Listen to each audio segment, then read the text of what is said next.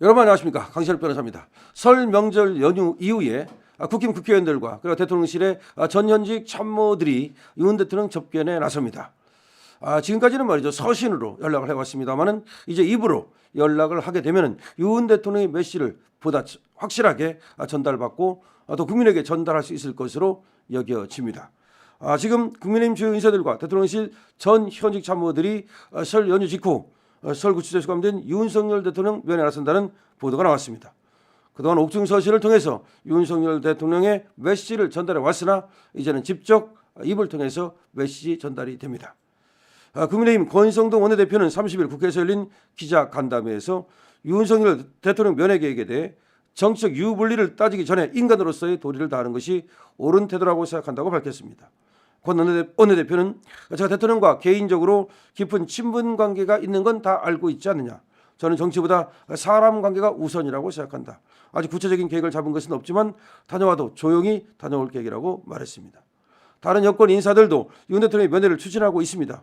국민의힘 윤상열 의원은 지난 28일 국회에서 기자들과 만나서 저뿐만 아니라 관저에 왔던 국회의원, 당협위원장들도 다 접견하고 싶어 한다며 사정이 허락하는 대로 가서 기운을 북돋아 드리고 싶다고 말했습니다.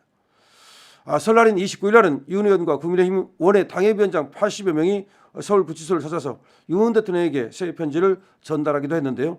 이들은 편지에 자유민주를 바로 세우기 위해서 자신의 몸을 던져 구하려 한 윤 대통령을 영원히 기억하겠다면서 대통령님을 지지하는 많은 시민이 구치소 앞에서 하루 한시도 빠짐없이 응원하고 있으니 외롭다고 생각하지 말라고, 힘내라고 그렇게 적었습니다. 대통령실 전 현직 참모들도 다음 주 중 윤 대통령을 접견할 계획인 것으로 알려지고 있습니다. 정진석 대통령 비서실장을 비롯한 전 현직 대통령실 참모진은 전날 교장당국에 윤 대통령 접견을 신청했습니다. 참모진은 윤 대통령을 만나면 안부를 묻고 탄핵 정국에 돌입한 이후 여론변화 상황도 전달할 방침입니다. 다만 구체적인 일정은 정해지지 않았다고 합니다.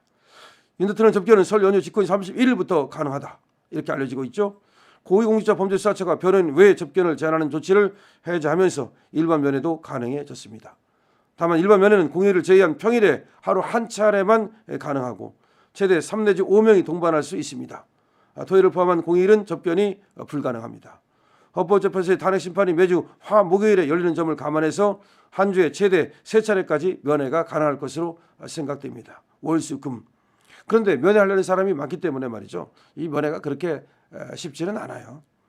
윤 대통령에 대한 면회가 시작되면 지지층 결집을 위한 여권의 여론전도 본격화할 전망인데요. 윤 대통령은 그간 변호를 통해 옥중편지 형식으로 입장을 밝혀왔지만 향후 여권 인사들의 입을 빌려 비상계엄 선포의 정당성과 사법체계의 편향성 등을 강조할 것으로 보입니다. 특히 현역 정치인들이 윤 대통령의 의중을 직접 전하면서 메시지에 힘이 실릴 것으로 예상이 되고 있습니다.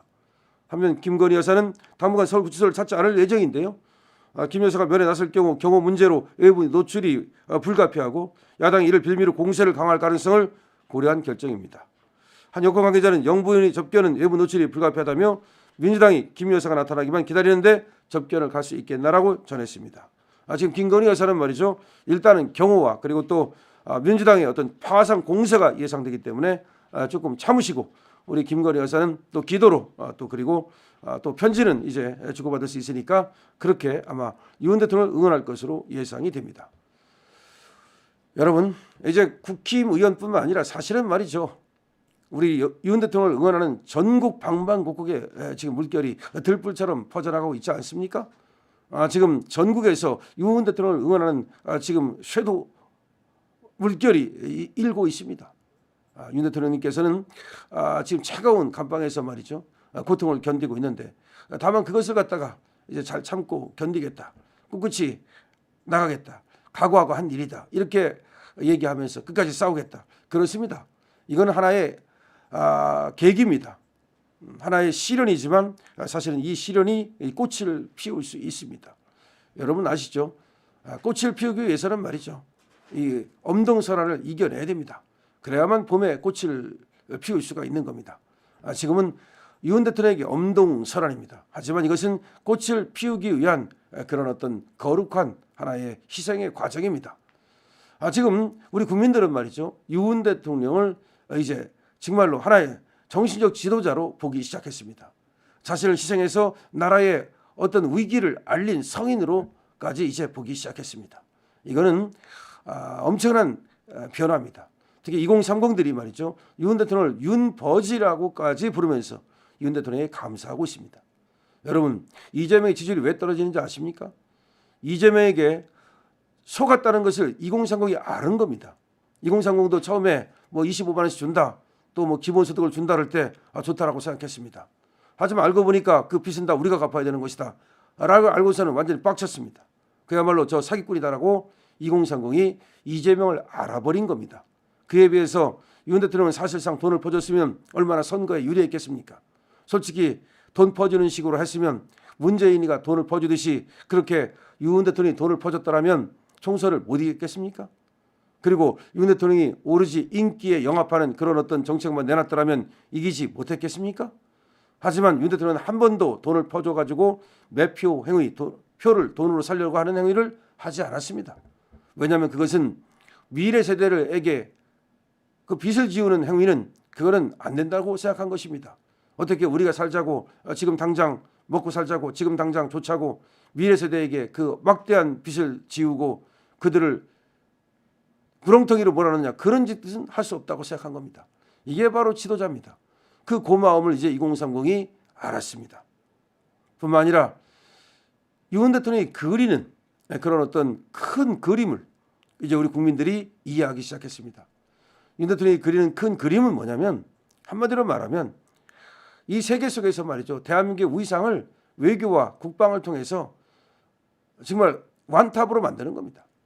그러니까 우리가 금방 뭐 미국처럼 그렇게 강대한 국가는 될 수 없다 하더라도 그거는 동맹을 통해서, 그리고 연합을 통해서, 그리고 다른 나라들과의 교류를 통해서 얼마든지 우리가 충분히 세계 속에서 문화적으로는 완탑이 될 수 있고, 그 다음에 경제적으로도 완탑이 될 수 있다는 것을 윤 대통령은 그린 겁니다.